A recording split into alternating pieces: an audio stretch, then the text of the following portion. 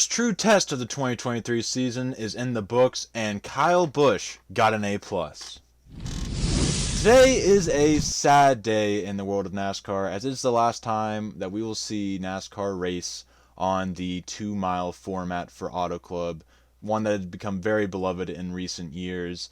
And while it wasn't perfect at all times, it definitely gave us some great shows in its final years, and I will truly miss this track. We might talk about that a little bit at the end, but first, let's go ahead and recap this race, go through it, because it was a great race. It started out very fun, because going into turn one without any practice in qualifying due to the rain in California, what the heck is that? Due to that, not having practice or qualifying, the drivers were going into turn one having zero clue what to expect. It was a fun start to this race. We saw Christopher Bell and Ricky Stenhouse, who started on the front row, not tank. Well, Ricky Stenhouse definitely tanked. He went way back.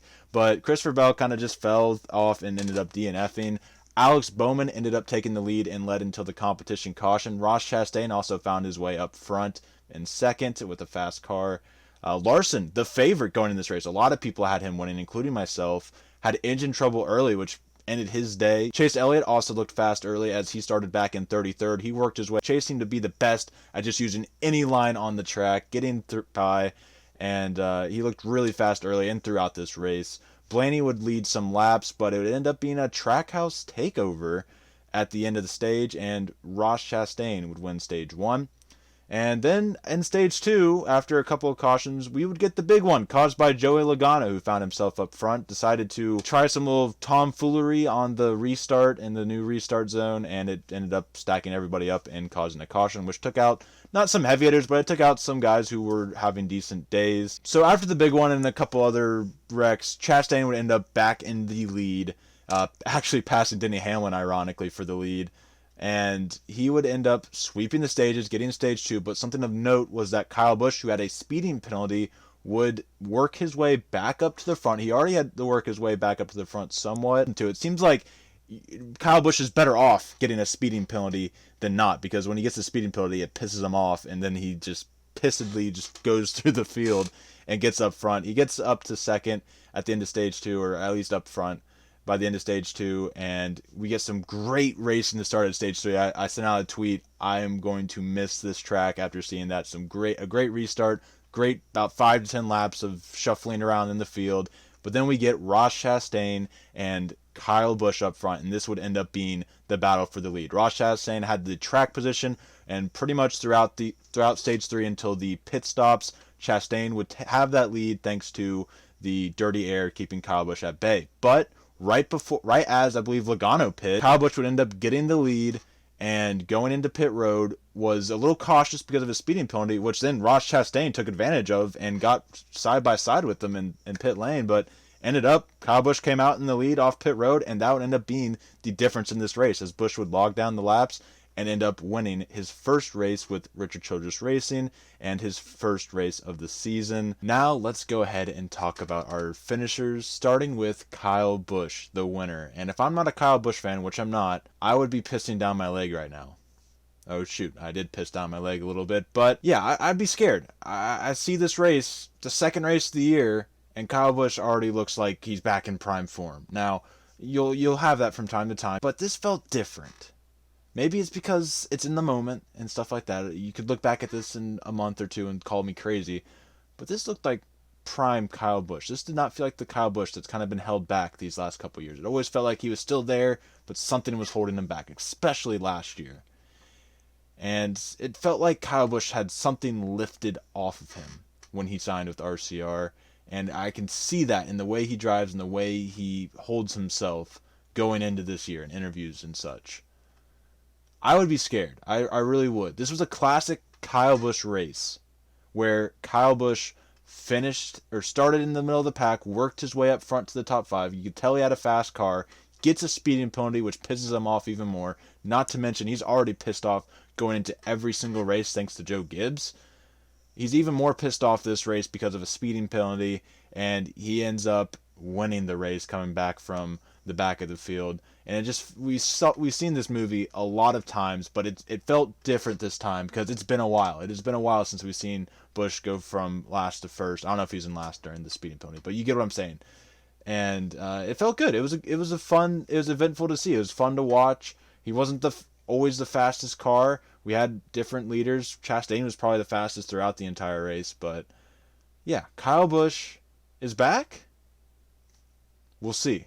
We'll see. I'm not yet to quite give that title to the video, but it looks like it. It looks like he might be. Moving on to second place, Chase Elliott. It's just a great day. You have races like this where you have a fast car, but for whatever reason, Chase Elliott, I don't think he led a lap. I know that he didn't lead a lap, or he did lead a lap when he stayed out. So I don't know that he didn't lead a lap. So, but Chase Elliott still had a fast car, but for whatever reason, it seemed like anytime he had a chance to make a move to get into the lead or have a better chance at the lead, he wouldn't be able to make that move. He wouldn't be able to get in that spot, and that's ultimately what made the difference today. Second place Chase was not an error I want to go back to, but it's a great sign. Ross Chastain, if I'm a Ross Chastain fan, I am somewhat disappointed though, as he led the most laps, looked like the fastest car pretty much throughout this race, and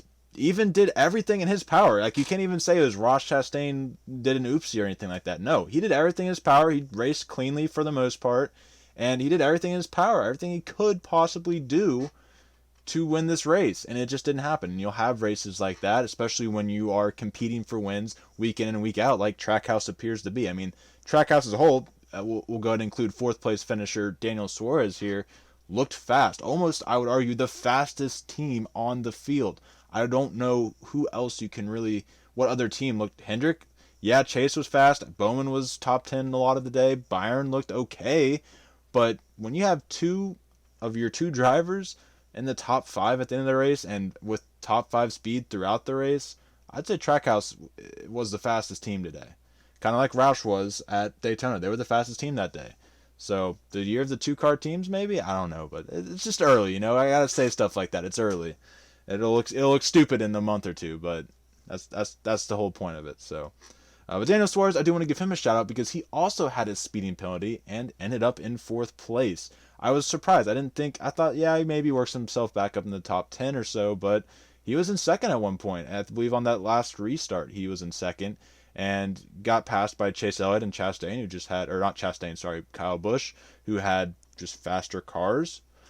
But he probably had the 4th fastest car and finished 4th. That's a good thing because Suarez was really held back last season by himself with speeding penalties and mistakes like that. And he made that mistake, but he was able to work back from it. That's the best quality to have. I mean, look at Kyle Busch. He's made a career on it almost. So shout out to Daniel Suarez. Kevin Harvick finished in 5th.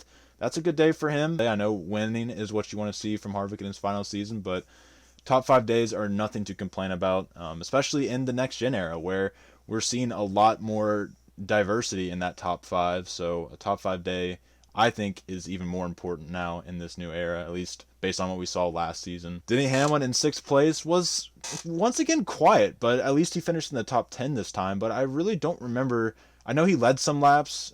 He was leading when Ross Chastain passed him and then ended up winning stage 2.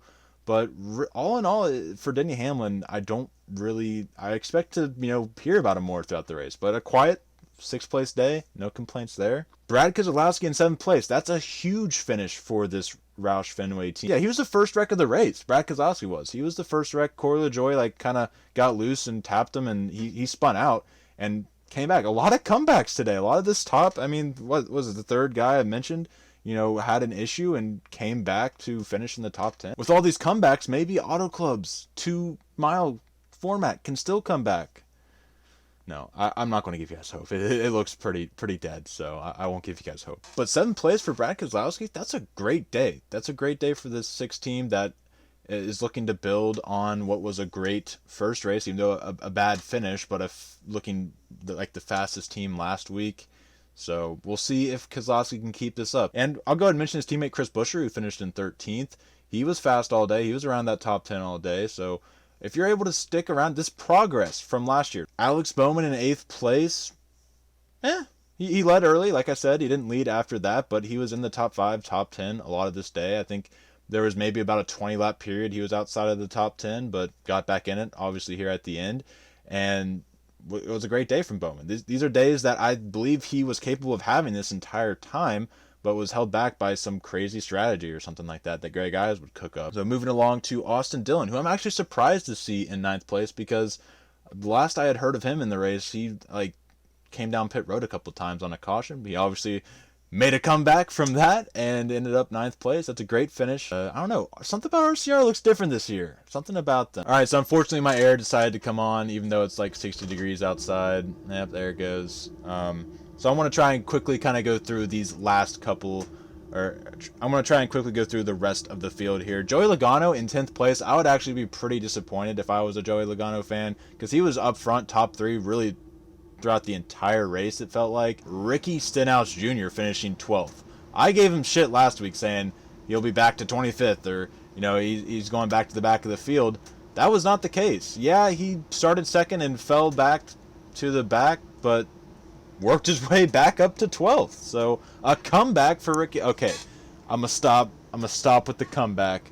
That's the last time I mention it. Winning the Daytona 500 is probably one of the biggest boosts, if not the biggest boost, a small team like that can get.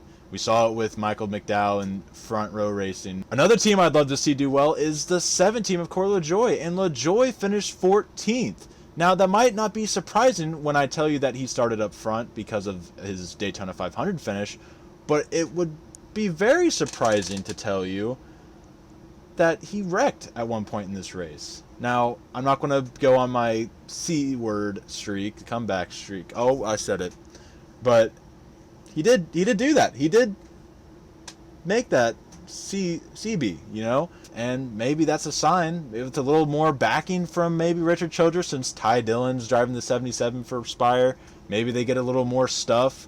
Maybe Corey LaJoie will have a little more to work with this year, but 14th, that's a great finish for that team. I love seeing finishes like that from especially Corey LaJoie. I do want to mention somebody I'm disappointed in is Eric Jones. I know he worked his way up to around the top 10, but he was bad fast last year.